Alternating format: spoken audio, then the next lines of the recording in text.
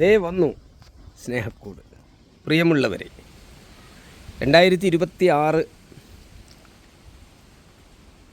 ലോകത്ത് ശാന്തിയും സമാധാനവും സന്തോഷവും ഐശ്വര്യവും കളിയാടട്ടെ.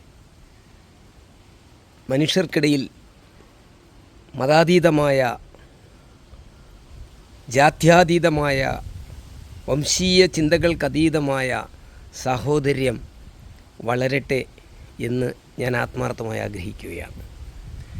പ്രിയപ്പെട്ടവരെ, ഈ ഭൂമിയിൽ ജനിച്ചു വീഴുന്ന ഓരോ മനുഷ്യനും ഏതെങ്കിലും ഒരു മതപാരമ്പര്യത്തിലാണ് ജനിക്കുന്നത്. അവർ തിരഞ്ഞെടുക്കുന്നതല്ല. ഞാനും അങ്ങനെ തന്നെ.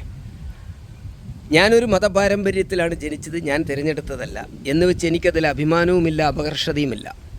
ഞാൻ കാണുന്നതും അനുഭവിക്കുന്നതും അറിയുന്നതുമെല്ലാം മനുഷ്യരെയാണ്. ഞാൻ അന്വേഷിക്കുന്നത് മനുഷ്യരെയാണ്.